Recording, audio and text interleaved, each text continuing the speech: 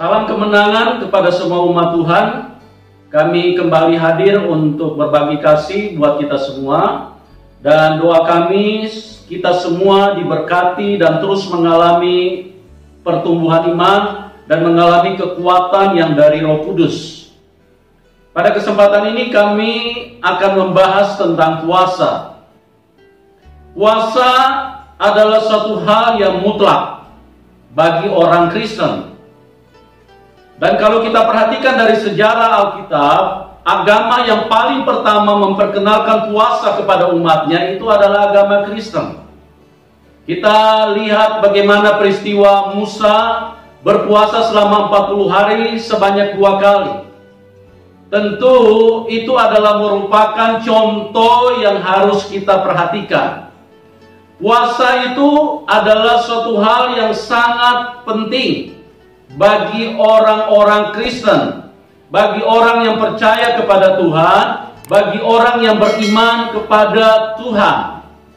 Kenapa Musa berpuasa? Itu adalah merupakan sebuah representasi percontohan agar semua orang yang ingin mendapatkan hal-hal yang penting dari Tuhan itu harus mutlak untuk berpuasa. Kita perhatikan ada banyak tokoh-tokoh Alkitab di Perjanjian Lama yang juga melakukan hal yang sama, seperti yang kita bisa lihat dengan Samuel, tokoh yang besar yang ditulis di dalam Alkitab, bagaimana di dalam 1 Samuel 7 ayat 5 dan 6. Lalu berkatalah Samuel, kumpulkanlah segenap orang Israel ke Mizpah, maka aku akan berdoa untuk kamu kepada Tuhan. Setelah berkumpul di Mizpah, mereka menimba air dan mencurahkannya di hadapan Tuhan. Mereka juga berpuasa pada hari itu dan berkata di sana, kami telah berdosa kepada Tuhan. Dan Samuel menghakimi orang Israel di Mizpah. Kita perhatikan di sini bahwa di zaman Samuel, Nabi Samuel, bagaimana umat Tuhan juga melakukan puasa. Dan itu adalah sesuatu yang sangat penting, di mana mereka melunakkan hati Tuhan, bisa menarik perhatian Tuhan terhadap sesuatu kesalahan, terhadap suatu kelemahan, terhadap suatu dosa yang mereka perbuat. Dengan jalan mereka berpuasa, ada sesuatu yang mereka bisa dapatkan. Dan itu sangat penting bagi orang-orang yang beriman kepada Tuhan. Kita bisa temukan juga di dalam 2 Samuel 1 ayat yang ke-11 dan 12, bagaimana seorang tokoh yang bernama Daud, seorang raja yang paling diurapi Tuhan, seorang raja yang sangat berpengaruh, yang sangat terkenal bahkan sampai saat ini, bagaimana dia mengambil tindakan iman dengan melakukan puasa pada waktu itu. Lalu Daud memegang pakaiannya dan mengoyakkannya, dan semua orang yang bersama-sama dengan dia berbuat demikian juga. Dan mereka meratap, menangis dan berpuasa sampai matahari terbenam, karena Saul, karena Yonatan anaknya, karena umat Tuhan, dan karena kaum Israel, sebab mereka telah gugur oleh pedang. Pada saat mereka berduka cita, pada saat mereka mengalami kelemahan, artinya suasana tidak mengenakan pada waktu itu, Daud mengambil satu keputusan iman sehingga mereka bersama-sama dengan orang-orang yang mengikutinya untuk berpuasa. Artinya pada saat mereka berpuasa, di situ ada manfaat yang luar biasa yang mereka bisa dapatkan. Ada penghiburan dari Tuhan, ada kekuatan dari Tuhan, ada kemurahan dari Tuhan yang turun di dalam hidup mereka di saat mereka melakukan puasa. Ini kita orang-orang Kristen harus memperhatikan ini. Daud melakukan tindakan iman sehingga dia berpuasa. Tertulis di dalam 2 Samuel 12 ayat yang ke-16. Lalu Daud memohon kepada Allah oleh karena anak itu, ia berpuasa dengan tekun, dan apabila ia masuk ke dalam, semalam-malaman ia berbaring di tanah. Kita melihat di sini mereka adalah tokoh-tokoh Alkitab dan mereka adalah teladan iman bagi kita semua. Kalau mereka melakukan seperti itu, tentunya kita juga harus melakukan sama. Kalau kita berkata mereka adalah teladan bagi kita. Kita bisa melihat juga di dalam tokoh-tokoh yang lain di dalam perjanjian lama. Ada yang namanya Esther, ada yang namanya Ezra, ada yang namanya Yoel, ada yang namanya Yunus, ada yang namanya Yesaya, ada yang namanya Yeremia, ada yang namanya Daniel. Mereka adalah tokoh-tokoh yang sering berpuasa. Mereka adalah tokoh-tokoh yang memperkenalkan bagaimana cara membangun hubungan dengan Tuhan. Dan salah satu ekspresi perjalanan iman untuk membuat iman itu menjadi berjalan dengan maksimal itu harus melalui puasa. Kita perhatikan di dalam perjanjian baru dimulai dari juru selamat kita. Satu pribadi yang sangat kudus. Dia lahir oleh Roh Kudus. Dia berjalan oleh kuasa Roh Kudus. Bagaimana juga dia memberi teladan kepada umat Tuhan, kepada orang-orang Kristen di dalam perjalanan iman sebelum dia melakukan tindakan-tindakan menunjukkan pekerjaan-pekerjaan yang harus dia selesaikan, diawali dengan doa dan puasa. Itu tertulis jelas di dalam Matius pasal 4 ayat 1 dan 2. Maka Tuhan Yesus dibawa oleh Roh ke padang gurun untuk dicobai iblis, dan setelah berpuasa 40 hari dan 40 malam, akhirnya laparlah Tuhan Yesus. Apa artinya puasa? Puasa berarti tidak makan dan tidak minum. Kalau manusia makan dan minum, itu artinya manusia terus menghidupkan daging. Karena fungsi dari makanan dan minuman itu membuat daging kita hidup. Sementara Tuhan menegaskan di dalam Alkitab, kalau kita harus matikan daging kita. Nah, ini tidak ada jalan lain, tidak ada pilihan lain. Ini adalah fondasi utama bagaimana untuk kita masuk di dalam kehidupan roh.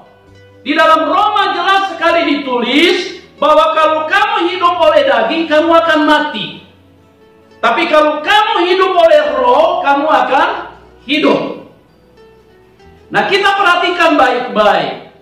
Pada saat kita puasa, berarti daging kita mati. Tapi kalau kita tidak pernah puasa, berarti daging kita akan terus hidup. Siapa yang mau menjawab keinginan Tuhan? Siapa yang mau menjawab kehendak Bapa di surga? Sementara Tuhan menginginkan kita hidup oleh roh. Ada suatu arus kehidupan yang sementara diperkenalkan oleh Tuhan untuk kita berbalik dari kehidupan daging untuk menuju kepada kehidupan roh. Kita harus bertahap untuk meninggalkan kehidupan lahiriah. Kita harus mulai belajar menghentikan kehidupan lahiriah untuk berbalik menuju kepada kehidupan roh, supaya kita menjadi orang yang berkenan kepada Allah. Untuk apa? Supaya kita bisa ketemu dengan Dia. Karena kehidupan daging tidak mungkin manusia bisa berkenan kepada Allah. Selama Anda tidak pernah puasa, selama Anda hidup hanya terus makan dan minum, itu artinya Anda hidup oleh daging. Anda tidak hidup oleh roh. Makanya itu saya katakan mutlak. Tuhan Yesus kita lihat, juru selamat kita, memberi contoh dengan jelas bahwa bagaimana cara bekerja di dalam Tuhan, bagaimana cara melakukan sesuatu yang berkenan kepada Bapa di surga, dimulai dengan puasa. Kenapa setiap doa Tuhan Yesus dijawab oleh Bapa di surga? Karena dia hidup oleh roh, dagingnya mati. Dia tidak hidup oleh daging. Dia hentikan dulu dagingnya. Makan minum di stop dulu. Daging stop, daging berhenti dulu. Daging harus mati. Roh yang harus hidup. Ini gereja Tuhan harus jelas. Karena selama ini mengenai puasa itu dianggap hal yang tidak terlalu penting, tidak terlalu esensi. Kita keliru sekali. Dari perjanjian lama kita melihat bahwa tokoh-tokoh Alkitab setiap kali mereka mau menggapai hati Tuhan, setiap kali mereka mau melobi hati Tuhan, mereka harus mengambil tindakan puasa. Artinya hidup secara roh. Itulah kehidupan yang berkenan kepada Tuhan. Makanya mereka yakin kalau mereka puasa, doa mereka dijawab Tuhan. Bagaimana dengan kita umat Tuhan? Apa kita mau ikut tokoh Alkitab? Atau kita mau mengikuti ajaran-ajaran yang tidak sesuai dengan Alkitab? Puasa itu mutlak, tidak bisa diabaikan. Tidak bisa kita anggap, wah, kalau kita mau puasa boleh, kita tidak mau puasa tidak apa-apa, tidak masalah. Ini masalah besar. Anda tidak hidup secara roh, Anda hidup dari daging. Dan kalau Anda hidup dari daging, terus Anda tidak pernah melatih untuk matikan dagingmu, maka engkau pasti mati di hadapan Tuhan. Engkau tidak akan ketemu Tuhan. Ini kita harus perhatikan dengan baik-baik. Kita perhatikan bahwa di dalam perjanjian lama, umat Tuhan itu mereka puasa hanya di momen-momen tertentu. Pada saat mereka terjepit, pada saat mereka lagi kesesakan, pada saat mereka lagi punya beban berat, pada saat lagi mereka kalah perang, maka mereka mengambil tindakan puasa untuk mencari perkenanan Tuhan. Karena kalau hidup oleh roh, itu pasti berkenan kepada Tuhan. Nah, saudaraku, pilihlah dengan baik. Kita bisa berpuasa, dan itu mutlak. Karena setiap orang bisa melakukan itu. Kita lihat setelah Tuhan Yesus, rasul-rasul pun sama. Paulus berkata, aku lebih sering berpuasa. Ini adalah sebuah kehidupan yang sangat jelas. Bagaimana cara kita mengalami kemenangan di dalam Tuhan. Ada begitu banyak manfaat dari kita berpuasa. Secara jasmani pun juga baik. Artinya pada saat kita berpuasa, kesehatan kita pun juga akan meningkat. Apalagi di dalam roh. Kita melihat pada saat mereka bersalah kepada Tuhan, untuk melunakkan hati Tuhan, untuk membuat Tuhan kembali mengarahkan pandangannya kepada mereka, maka mereka berpuasa. Pada saat mereka di posisi yang hampir kalah di dalam peperangan, mereka mengambil tindakan puasa. Kita akan masuk ke dalam satu peristiwa yang sangat penting, yang menjadi contoh tertulis di dalam kitab Matius. Bagaimana pada saat itu murid-murid bertanya kepada Tuhan Yesus, kenapa kami tidak bisa mengusir setan yang ada di dalam orang? Di dalam orang yang kerasukan setan. Dan kita lihat di situ apa jawab Tuhan di dalam Matius pasal yang ke-17 ayat yang ke-21. Jenis ini tidak dapat diusir kecuali dengan berdoa dan berpuasa. Kita perhatikan baik-baik. Jenis ini tidak dapat diusir kecuali berdoa dan berpuasa. Tidak cukup hanya berdoa. Berdoa bisa dilakukan oleh semua orang. Berdoa bisa dilakukan oleh semua agama. Berdoa bisa dilakukan oleh semua usia, baik dia tua muda. Tetapi yang paling menarik yang harus kita garis bawahi, berdoa dan berpuasa. Karena apa? Sekali lagi saya ingin menyampaikan dengan tegas kepada gereja Tuhan, karena saya mengasihi Anda semua. Saya ingin kita mendapatkan perkenanan yang sempurna dari Tuhan. Karena Tuhan berkata, kalau kita hidup oleh roh, maka kita berkenan kepada Tuhan. Tapi kalau kita hidup oleh daging, kita tidak bisa berkenan kepada Tuhan. Doa kita menjadi terhambat. Doa kita tidak menjadi berkualitas. Tapi pada saat Anda berdoa dan berpuasa, ada power, ada kuasa, ada urapan Tuhan yang turun, sehingga terlihat dengan jelas bahwa Tuhan menyertai hidupmu.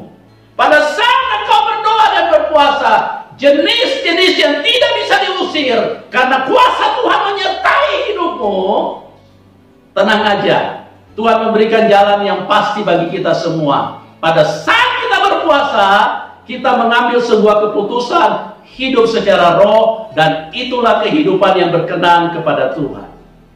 Pada kesempatan ini ada banyak pertanyaan yang muncul kepada kami, cuman mungkin kita akan bahas di video selanjutnya, karena kita tidak mungkin bisa bahas secara sekaligus.